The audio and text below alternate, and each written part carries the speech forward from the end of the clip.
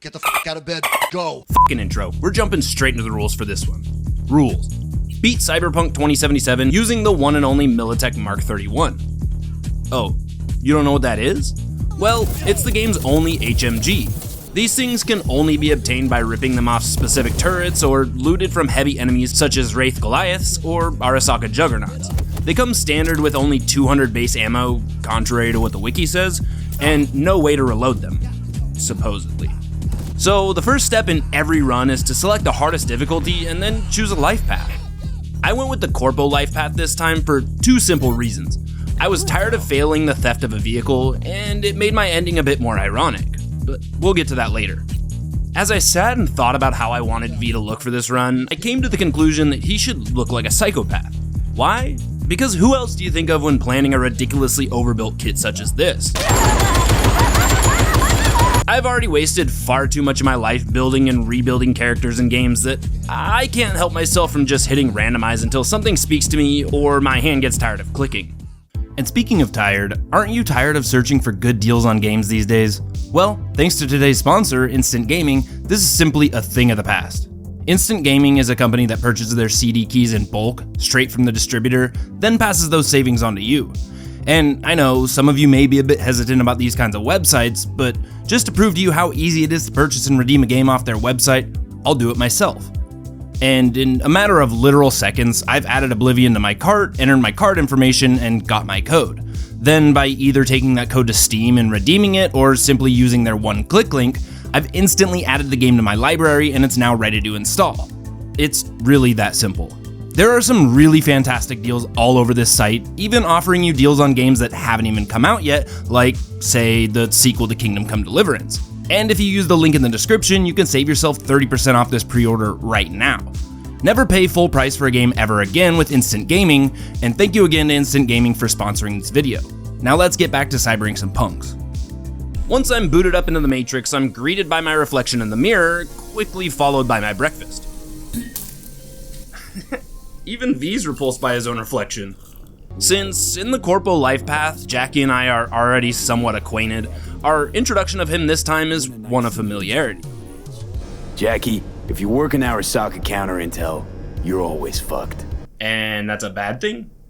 After our little chat, I wiped my mouth of any excess vom and went to my boss's office for my next assignment, only to walk in on what I could only describe as something you'd find on LiveLeak in the early days of the internet. What a wild time that was. After that stunt, which clearly wasn't planned by anyone but Jenkins, homeboy got an earful by his boss, Susan Abernathy. And if I didn't know any better, I'd say that these two were married, but not in the Notebook kind of way, in the Mr. and Mrs. Smith kind of way. Since this dude, after hanging up the phone, tasks me with assassinating her. Of course, he makes it a me or her situation, so I'm forced to agree. Whatever. This isn't a request, V. Calling Jackie to let him know I have a gig I need his help with, we agreed to meet at Lizzie's and talk in person. Taking Jenkins's AV over there and landing it in the back parking lot, I get to aggress some aggressors, then salting the wound by taking their ball and sinking a nearly full court shot.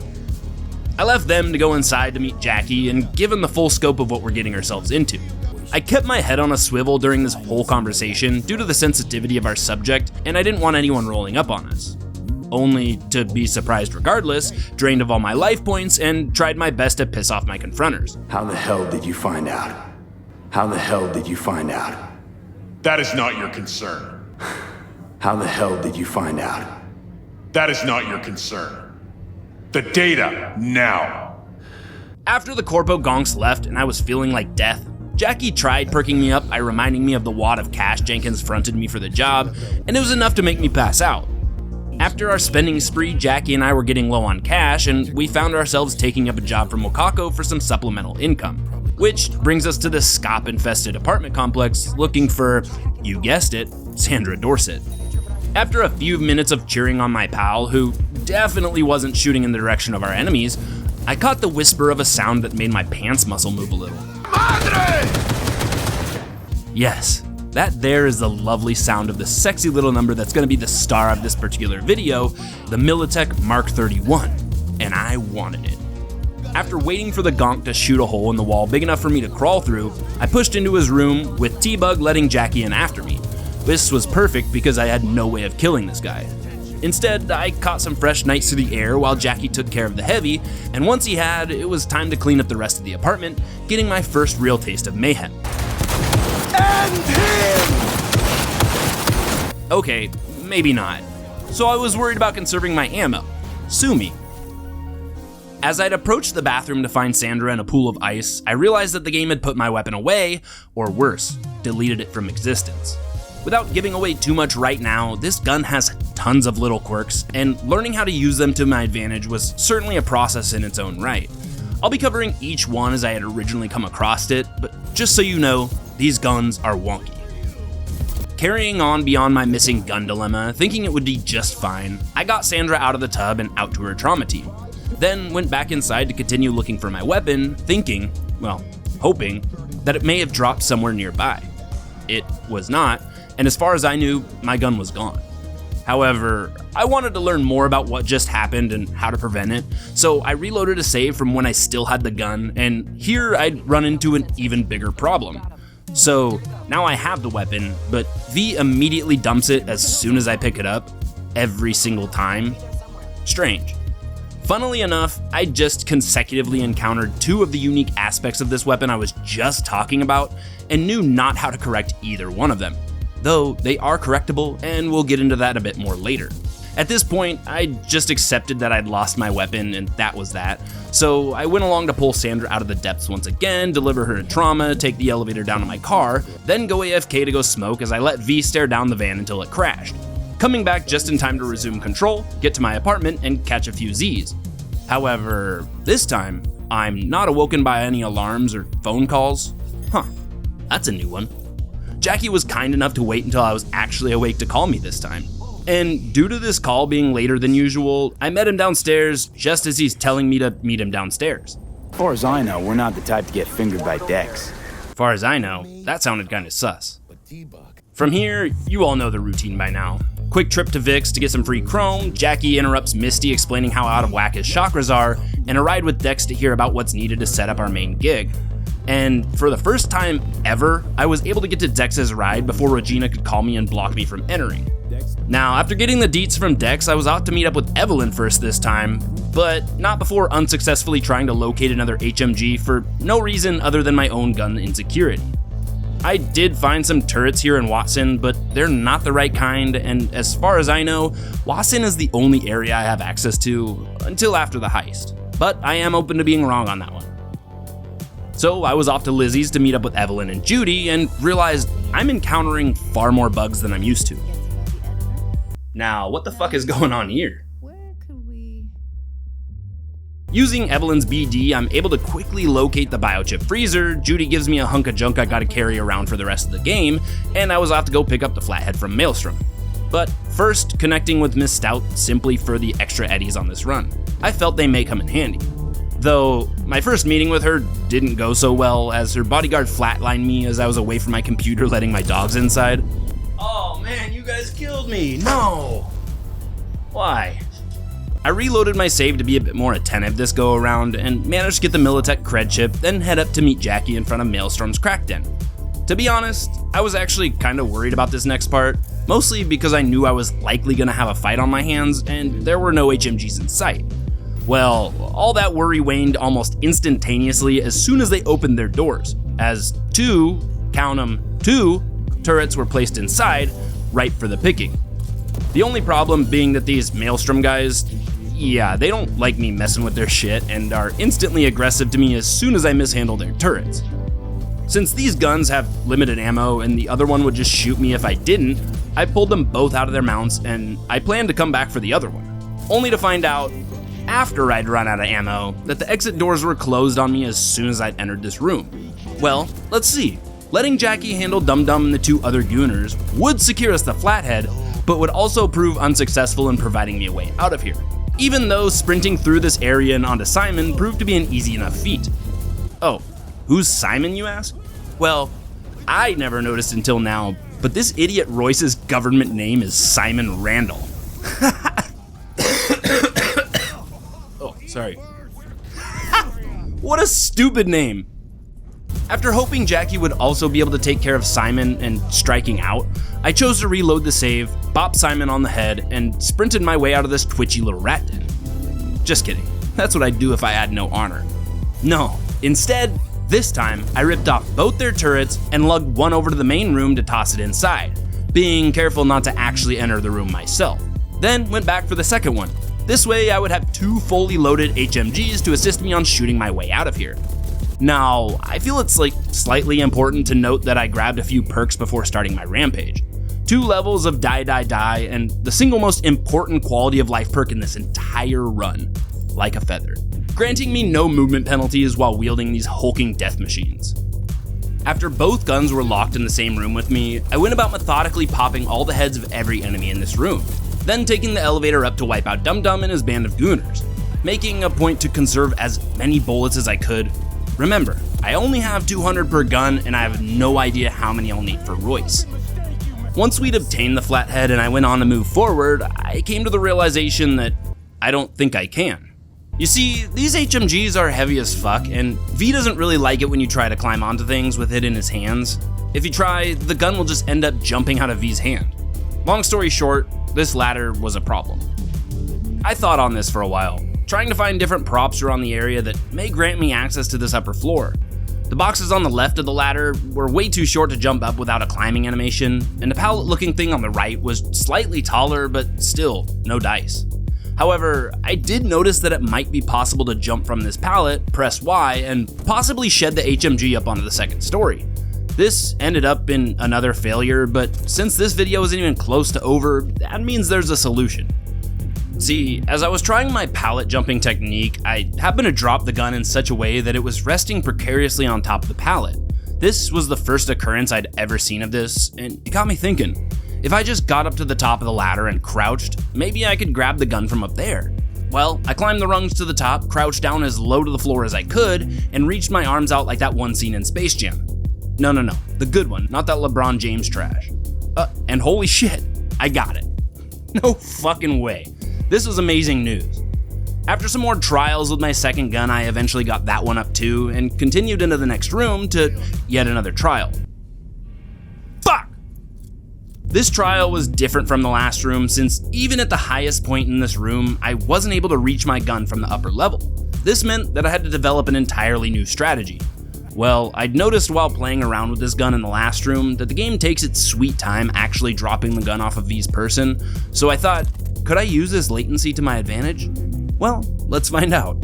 By timing the discard of these guns just right, you can get V to toss them up to the highest platform, sans any climbing, just jumping. Now I can go about counting every bullet that leaves my 2 barrels, hoarding as many as I could as I made my way to Simon, hopefully having enough to put an end to his life. I did run into a little issue with getting both weapons inside Simon's fighting area, since the door I'd entered from would just lock behind me, but I found that I was able to toss them in there from one of the rooms preceding it. With both guns and 172 rounds to my name, I really hoped this would work.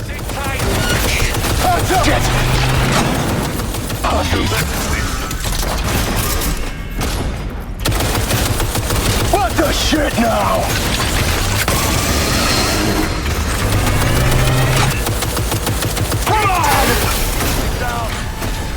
We get the fuck out. And thank God it did, putting an end to Royce still with 28 bullets to spare. Wow, that actually wasn't all that bad. The rest of this run should be pretty damn easy. Fuck. Well, shit. The only thing I could do after the heisting was reduce the difficulty, sprint past all the enemies on this floor, and let Jackie take care of the guy with the access card to the elevator. Furthermore, once we'd secured the elevator access and took a few floors down, we'd continue our sprint out of here, passing by the guys on this floor and into a whole nother elevator that would finally take us down to the parking garage and thus our Delamain. Oh look, I get to fail the run again. Damn you, scripted chase scenes! After failing this run, I threatened to take it out on a corpse, then immediately repented for my sins. And now we finally get to start the game. After another car chase forces my hand by putting a gun in my palms and telling me to shoot.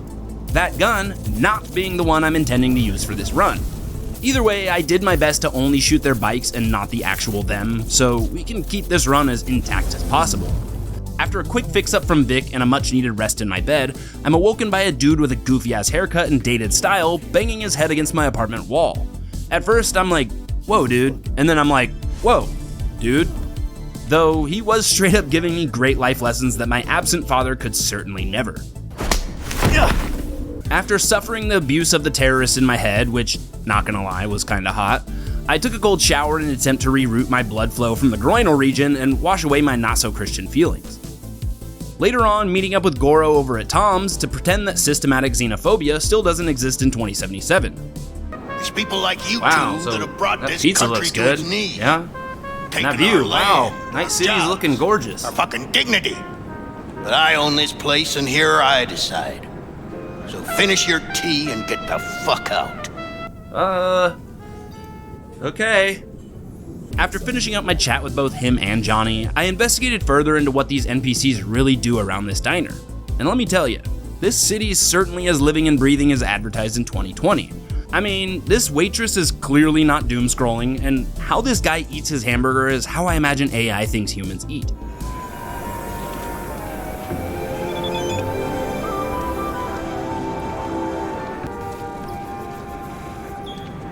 Wait, was that a fucking smoke alarm chirp? Man, not a lot's changed in 50 plus years. I don't think there's much need in me covering all the different perks I ended up purchasing throughout this run, since there aren't really that many relating to the HMGs, but I will say, after this talk with Goro, I was already nearly max level in body, and had most of the perks that could be of any use to me in its tree, snapshot for reference. After this meeting with Goro, I felt a bit more free to roam the world, so I was determined to find a Ripper dock as soon as possible to invest in some reinforced tendons, since I was going to need all the movement manipulation I could muster, yes, eventually including dashes, but we aren't there yet. Hold on to your hosiery. Also, remember that climbing up things with this weapon is totally out of the question, so a double jump would get me many more places I'd need or want to go, without sacrificing my weapon. After getting my new tendons, I ventured over to the corpo-looking part of Watson, where I would hope to find myself a turret to dismantle. Ultimately, I never found one, but honestly, I didn't think I'd need one right now, so I instead went to the afterlife to meet up with Rogue, pay her some money, and get the deets on Helmet. She assists me even further by enlisting the help of Pan Am, and since she still has a pending job with Rogue, she reluctly agrees, as long as we finish her job first. So off we went to Rocky Ridge to set up for a surprise attack on the Raffrins. Then, wait, well, shit. I failed to think about how I was going to complete this portion. I currently had no weapon. I guess I could have Pan Am pick them all off, I think, but I have no idea how to get her to do that, and also that seemed desperate and cheap. But Rocky Ridge was a ghost town. There were absolutely no commissionable turrets in sight for me to harvest. My first thought was that I'd possibly need to travel a ways away to go find one, then limp my ass back here to fill everyone full of holes, but before doing that, I figured I should at least take a look around here and see what I could see before completely ruling it out. After sneaking around in the dark for a while, examining the terrain as well as my enemies, I'd hopped up onto the roof of the building my enemies were occupying, scanned once more, and there it was. I finally saw it. But, how could I possibly get this out of his hands without having a weapon in the first place? Well, my first attempt didn't go so well. A Batman dive from the rooftops only made the gun disappear? Yeah, I don't know. Also, this kills him without using the HMG, so time for plan B. Then I figured if I could instead just choke him out from behind and finish him off with a gun, this should be fine, right? Shut up, I wasn't asking you. Also, let's pretend you didn't see that. With the big gun now in hand, I could easily harness my inner Rebecca and proceed to wipe the floor with everyone left in Rocky Ridge, get Pan Am her car back, and drop my weapon in the process. Then argue about how I can't help her with the rest of this group because I no longer had a usable weapon.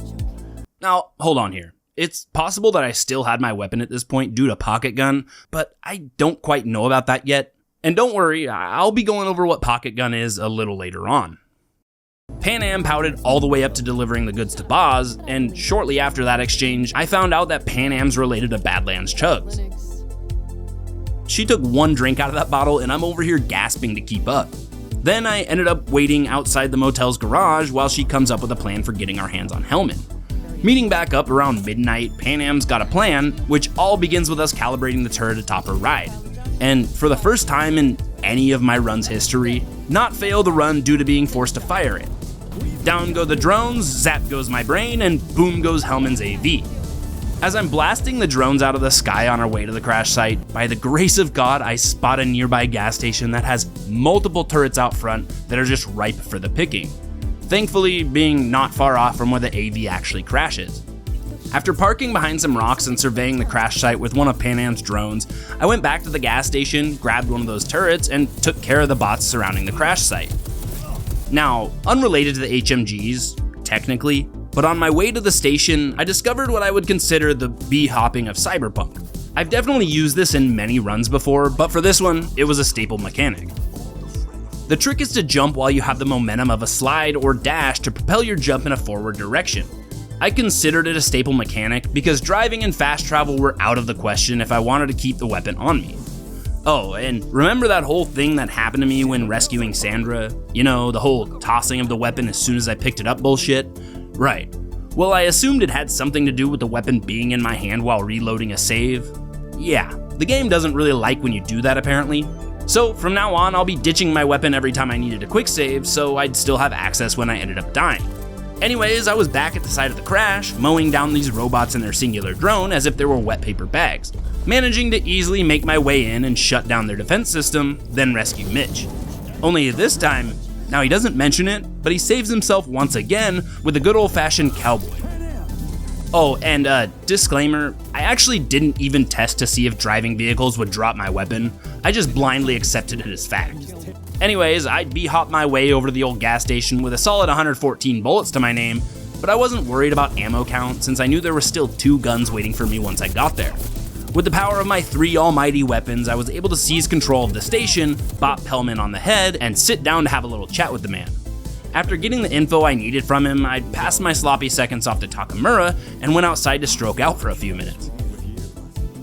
Since I knew he would be with Hellman for a little while, I went to go wait for Goro back in Japantown so we could touch base with one of his former Arasaka associates. Wait, listen to me for a second. Remember this. I clearly don't have any weapons on me. This will be important in a second. And after denying us his help, Oda leaves us with a pretty ironic sentiment, given what we all know happens to him. You will bring death to your door. Here to be lectured to by a thief. Wait, what? I still have this thing? Apparently I still had this weapon hidden up in my prison wallet, and just thinking of it as an anomaly, I honestly didn't investigate it any further. And due to there not being any ammo left in it, all V would do is just toss it on the ground repeatedly. Deja vu. Oh well, I'm sure I'll find another one somewhere. I don't even need it right now anyway. Goro and I left for Jig Street to seek an audience with Wakako. She and I have great rapport, and she's kept me supplied with gigs as long as I'd need them, and I'd make sure to get them done. Which reminds me. We have some outstanding biz to settle. Remember Sandra Dorset? Also getting last year's parade details that are eerily similar to this year's for the low cost of free $99. Exiting Wakako's and leaving Takamura to investigate the parade route further, I found myself on a warpath trying to find Evelyn, starting with Lizzie's to try and talk to Judy. Then off to Clouds, sneaking my way through to reasonably converse with the boss man, Woodman, leading me to Fingers where, well, you all know where I stand with him. Eventually finding myself in the slum of slums, the gutters of Jig Street, buying black market BDs from... Wait, is that the dude who helped Johnny Storm Arasaka trying to save Alt from becoming the Net? After scanning the BDs for some pizza and cold coffee, Judy and I left Jig to an old ElectroCorp building with a bucket slice just down the street. After a quick run through the building, I found that there was no one in here wielding an HMG, nor were there any turrets, so I'd need to locate one before proceeding on.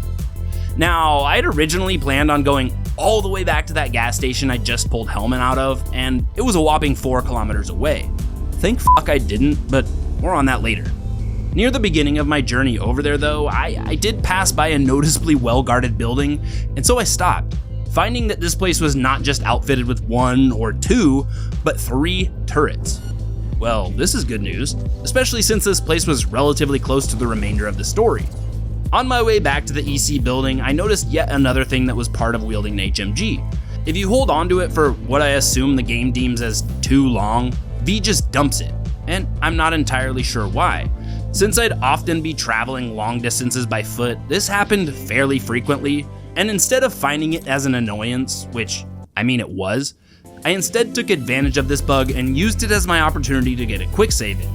Also, this gun often just wouldn't appear right away after dumping it due to load lag, leading me to think that the gun was just gone when I'd witnessed it early on in the run, back when I was unsure of how common of an occurrence it would be.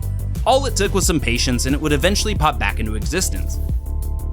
I'd finally gotten back to the old ElectroCorp building with my massive weapon to begin my reign of terror, mowing down this crowd of people. Oh fuck, is that too soon? Quick, distraction! Watch how fast this weapon chews through these enemies' health bars, man. Like, isn't that crazy? I was able to plow through this first floor of enemies. Fuck! Cut! I was able to kill everyone here just using under half of my ammo, and right before proceeding into the basement, I'd intentionally drop my weapon and hit a quick F5. That's the quick save button for all you console players. Now, I want you to remember this save right here. Why? Because it was crucial to me finding the next discovery about this gun, but I'm not going to tell you what it is just yet. On my first attempt, I went in full tilt, guns blazing, all the way through the basement, even though I was totally conscious of how quickly my bullet count was declining. Continuing through the basement, I managed to get all the way to the dude wielding an LMG, you know, this guy, before completely running out of ammo and inevitably becoming deceased. Not to worry though, remember, I just saved right before coming down here, and remember when I told you, like 2 seconds ago, to remember this save? Right. Well, after reloading my save and picking back up the weapon, do you notice anything different about it? No? Here, let me help. Yep, I think I just found the key to saving myself so much pain and suffering for the rest of this run. No longer do I need to be extremely careful with ammo conservation. As long as I could find a place to drop my weapon and hit a quick save, I could then reload the save and also my weapon. Fuck yes. So after blazing through this floor once more and facing the foes who flatlined me last time, I was left with just 72 bullets. I knew that there were still several enemies to come, so I decided to truly test out my reload theory, and after a quick save and load session, I came back to a full tank of gas and all the previous gonks still dead. And I'm glad I did this because literally the first enemy I come to further down this corpo basement consumed nearly a quarter of my fresh ammo supply. However, the remaining 4 in the boiler room were pretty damn squishy, consuming yet another 50 rounds. Only 2 more enemies left to flatline before finally reaching Evelyn and pulling her out of her currently miserable existence, patiently waiting for Judy's mark, unlike Silverhand did with Alt. RIP. Once we were back and safe at Judy's place, Evelyn further fuels V's incel rage by rejecting his clearly nice guy persona. Storming out of her room hot with anger, Judy redirected my feelings towards looking at some BDs she'd salvaged out of Evelyn's implant, all signs pointing towards Pacifica. I then contacted the only person who I knew had connections to Pacifica, Hands. And in an attempt to locate another gun I could use during the parade sequence, I went back to the gas station that I'd found Hellman in to find out yet another quirk of these HMGs. At least the ones pulled off of the mounted turrets. Once you pull them, they're pulled forever. There is no respawning these things. So now I knew I needed to be a bit more careful not to just rip them off if I didn't need to. Thankfully, this all posed as less of an issue ever since I'd found out I could just reload these things by reloading a save. Before heading off to Pacifica, I met Goro in Japantown to scout out the parade path and test out Wakako's malware on the nearby camera route. And during the malware upload, Hands returned my call to inform me of the Voodoo Boys quid pro quo terms, giving me the directions on how and where to find my Pacifica contact. Before heading out to the coast, I went back to Arroyo in an attempt to locate the well-guarded building housing those 3 separate turrets I'd found during my rescue of Evelyn, clipping turret number 2 from this site, leaving the last one in case I ever needed it. The way back taking me on a 1.6 kilometer bee-hopping journey to meet up with the Pacifica contact. He, as always, points me toward the butcher shop down the street, and it was here that I discovered the final quirk of this weapon, pocket gun. Hold on, I'll explain in a second. After meeting Placide and having my first impression of him be this, he showed me how one goes about attracting a female companion in Pacifica. Huh, I should have tried that with Evelyn. Eventually bringing me up to his headquarters to discuss the quid that will pro my quo. But first, let's pause and go over how pocket gun works. You see, there are certain areas that are considered docile or safe and won't allow me to hold my weapon up in front of me, but thankfully in these moments, the game doesn't force V to necessarily drop the weapon, but instead put it in his pocket, hence the name Pocket Gun.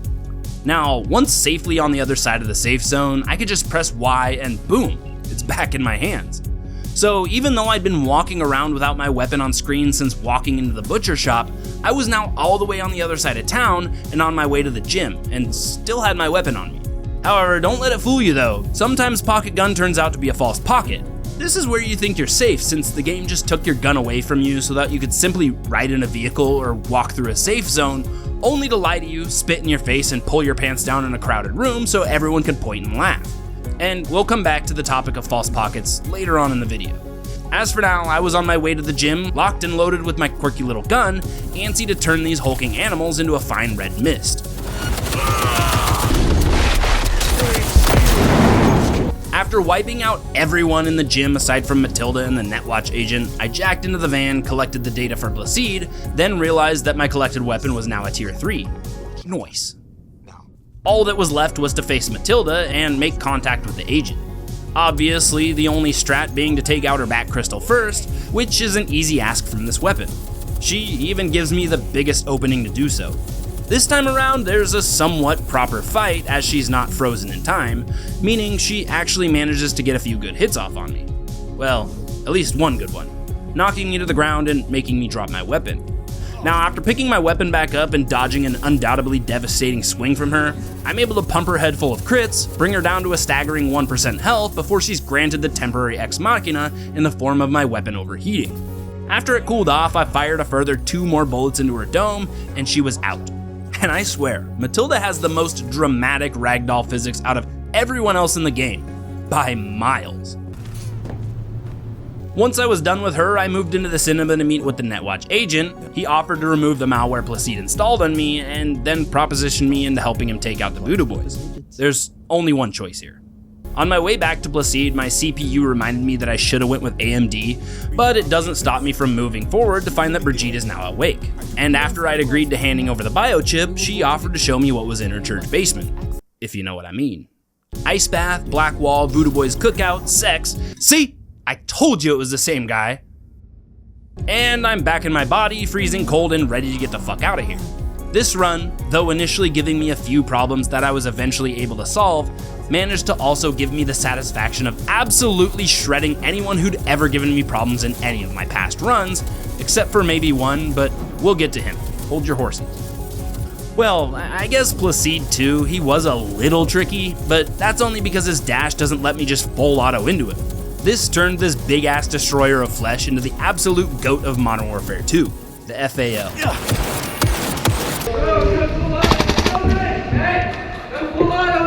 I'm not full auto, it's not full auto. That's not full auto? This is. That's full auto. Damn, bro. In less than a minute, I was able to put down this rabid dog with a solid 57 bullets left in my magazine. Man, am I glad this is a tier 3. After leaving the church, Johnny and I stop to take our Union 10, I get a call from Songbird, then have a panic attack as my game freezes since I'm not sure when my last save was. But after a few seconds of waiting, I'm back in control and waiting for my weapon to pop back into existence. Man, this is the most amount of problems I've had in regards to loading with this game, I think, ever. I made my way back into the city and met back up with Goro to go over the plans of securing Hanako's float controls. He admits that if I took a stealthy approach that things would go much smoother, but motherfucker, what kind of run do you think this is?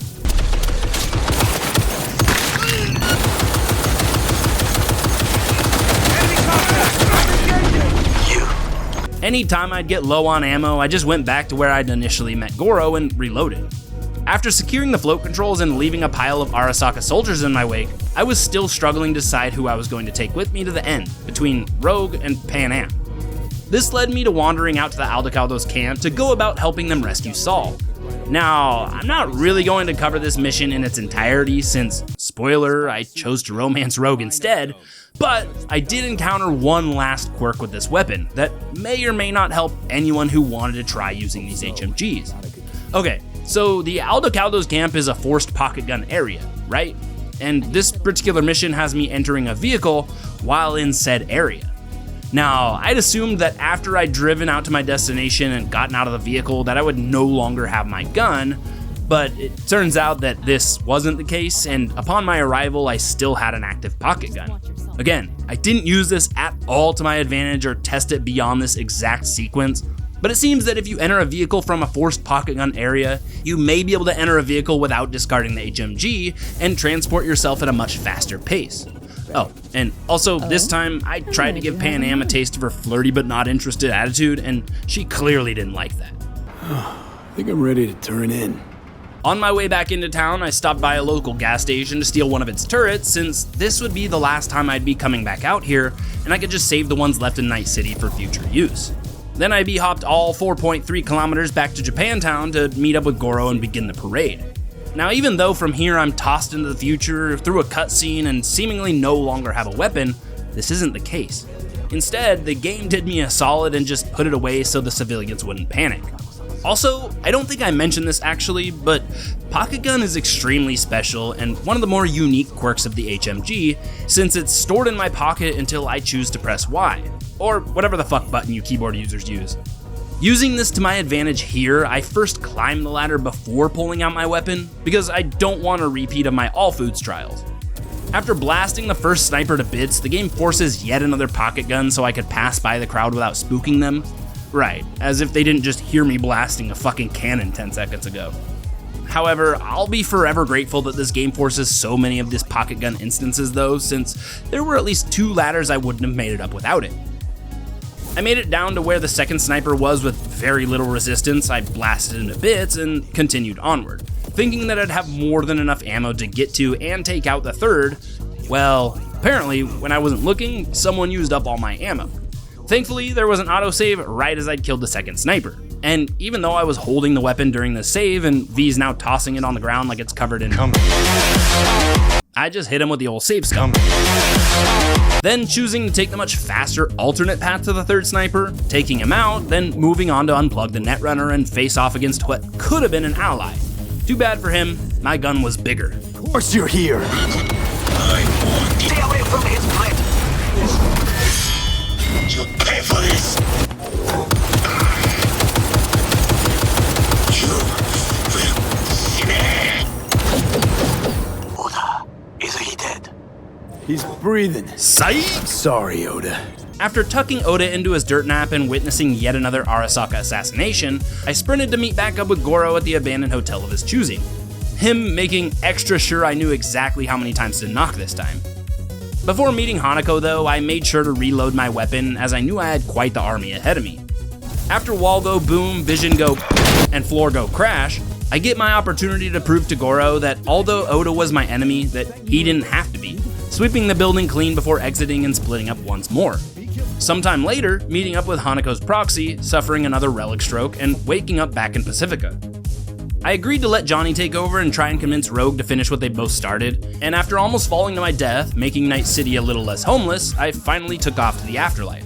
Once I was there, I'd surrendered control to Johnny, and he goes a bit off the walls with my body, doing just about everything except what we'd actually agreed on. Though, I did wake back up in my body with Rogue watching over me, so at least he made contact? Thankfully, after a brief chat, she was down to help, and all I was required to do was lay here until she called. But I didn't. Remember when I said I'd no longer be heading out to the Badlands? Right. I lied. And honestly, I wish I hadn't. Okay, for real this time. I had to just take one last trip out there to pick up one of the only remaining turrets that I was privy to, and after reclaiming my death machine, waiting 24 hours, getting a call from Rogue, I made the absolute longest trip back to the city that I'd ever wanted to take. All to find out that in this particular mission, Pocket Gun was obsolete. I told you we'd get back to this. Man, the rules of this weapon are confusing as hell. Also, to my knowledge, there are 0 HMGs in the area of this mission, and if I left this area, the mission would just fail. So, what was there for me to do? Well, the obvious choice was to just sprint to the Mk, of course, then wait for Rogue to take out all 3 enemies, and eventually make contact with Grayson, this time opting to choose the mystery box instead of killing him. And did I make the right call or what? I fucking knew the Porsche was Johnny's style. Taking our new whip out for a joyride out to the oil fields to look for any remnants of Johnny's corpse, I made sure to choose all the correct responses so I'd later have access to his secret suicide mission. Now it was time to romance Rogue, which reminded me that the mystery box was the right call. Unfortunately, Rogue wasn't into having any relations, but that wasn't going to stop me from finishing. The movie. Come on. After that rough ending, I went about getting the band back together, which if I'm honest, is a pretty boring segment. However, there is some combat involved, so I feel that I at least need to cover that. So, after leaving Carrie's place, there's an Impala Automatics compound just down the hill from this place that I need to raid for one of their many turrets. The easiest of which is just on the other side of this massive wall. But instead of going around and taking gunfire on my way in and on my way out, I found that I could just parkour my ass to the angled part of this wall, then hop to the longer part of the wall, walk closer towards the turret placement, climb up the second layer of the wall, rip my new weapon from its mounted prison, then delta the fuck out of there.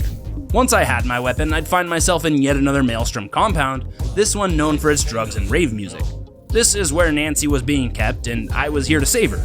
But as I'm trying to enter, I'm recognized as that one dude from the All Foods incident, but their new leader, Patricia, was here to take me in and thank me for my service, only gassing me up as a ploy to get me to the back rooms and try and beat my blocks off. Fortunately, pocket gun. Oh, stop!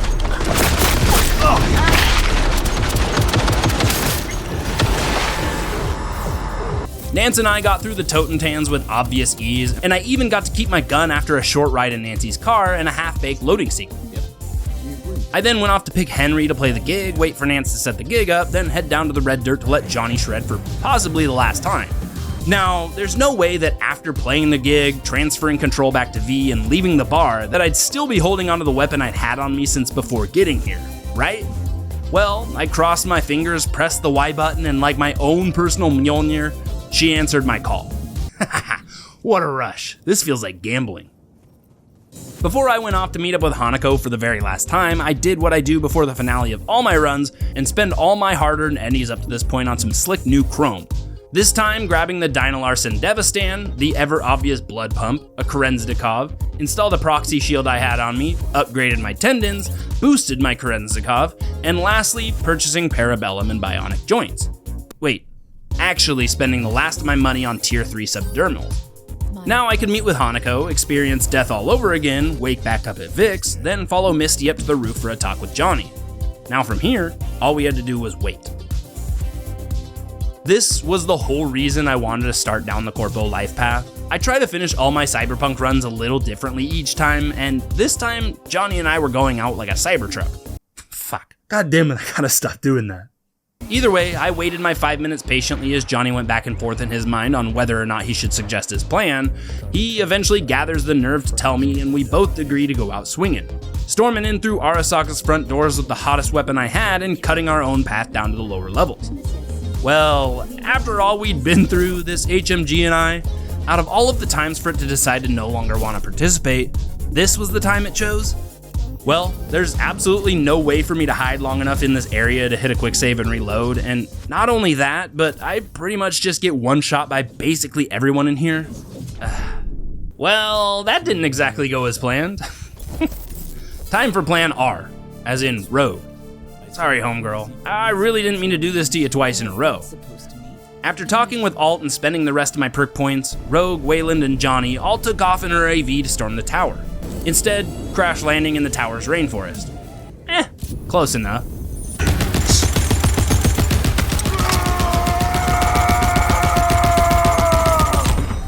Arasaka Tower is child's play at this point. This gun is straight up ridiculous. Not only does it just shred everyone here, but I'm given plenty of breathing room in between battles, so I always had an opportunity to quick save and reload my weapon. But there was that one dude. Fuck. I'm just getting over being sick. What was his name again? Like Sergeant something? Surprise, motherfucker. Dopes! That's right, thank you. But let's talk about Adam Smasher for a second. What do you all think? Is 200 HMG rounds gonna be enough to take him down? No. The answer is no. Thanks for watching. Bye. Bye. Hey guys, thanks for watching. Just kidding, this video ain't over. No, Adam is not possible to defeat with only 200 HMG rounds, especially when I have to waste 17 of these precious pieces of brass on these little ass munchers. That's not how I meant to say. Especially when I have to waste 17 of these precious pieces of brass on these little ass munchers. However, it only took 2 attempts at Smasher. The first was to see if he was even remotely possible, which obviously he was, or there wouldn't have been a second attempt. Duh. But the fact was that I'd need to be extremely conservative with my ammo. That means do my best to make every bullet connect and aim for the head. The best time I found to get some really easy and consistent damage off on him was whenever he did his ground smash attack. His recovery time is pretty poor on this move, so I just punish it whenever I saw it. Once my ammo count dwindled down to an ass-puckering 30 and he still had about 20% of his health, I knew this was not going to be enough ammo. But there's still someone on my team who had infinite ammo and technically infinite lives. Waylon, the real LMG-wielding hero of this story. I cautiously lowered my pool of ammo even further, bringing it down to a measly 4 rounds before letting Waylon take over the heavy lifting. Smasher had only 10% health left at this point and a gooner wielding a minigun in the battlefield. And no, I'm not talking about you, Smasher. You look like a cut of fuckable meat. I was doing everything in my power to keep Smasher focused on me as Waylon took care of the gooner, but this was a somewhat frivolous effort. 60% of the time, it worked all the time, but it was taking just far too long. I popped 2 of my remaining rounds into Smasher as he ground pounded Waylon into the dirt, then concentrated 1 single bullet into the forehead of the gooner, hoping to put his ass on the grass. Not quite, but it was something. After I doinked him in the head and ran away, I noticed something. Smasher was no longer on my ass. What happened? Well, to be honest, I have no fucking clue. He was stuck, motionless. Adam was not firing nor being fired upon by Waylon, giving Waylon the freedom to finally rid the gooner from the arena. And as I went to see what Smasher was up to, Waylon began pounding Smasher with his LMG, slowly ticking his health down 1% at a time. Was this it? Was this the end of the legendary Adam Smasher? Well, I noticed that there was one last break in his health bar coming up rather quickly, and I didn't know what it meant for this fight. But I soon found out. At 5% health, Smasher winds up getting knocked to the ground, forcing him out of his trance-like state, but still in the confines of his invisible prison. Okay, I can work with this. All I needed to do from here was keep Adam's aggro so Waylon was free to take the final 5% off his health bar, which really isn't that hard to do. He does virtually no damage to me at this point, and I could just heal through the pain. I finally get to bring this plot full circle and use my very last round to put a new fuckable hole in Smasher's forehead before he could say another word. Now, obtaining his access card posed a slight problem. I couldn't loot him from here. I thought for a moment that I was going to have to start this fight all over again, but eventually had the bright idea to double jump right through his corpse and snag the access token this way. Finally jacking into Mikoshi to reunite with myself again in cyberspace, and after getting some bad news from Alt and seeing that my body is now only fit for Johnny, I allow him to keep it, so he could go on and live out the rest of his life however he sees fit. And low-key, this is one of the more sad endings in my opinion. That last line, oof. Anyways, y'all, I guess we got our answer, eh? Can you beat Cyberpunk 2077 with only HMGs? Well, yeah. And it's a damn fun time. I hope y'all enjoyed this one. I have another Kingdom Come challenge in the works that I'm gonna try and get out before the sequel, and who knows if I'll actually meet that deadline, but then I'll be moving back into Metal Gear 5. I hope y'all had a great holiday, happy 2025, and I'll see y'all in the next one.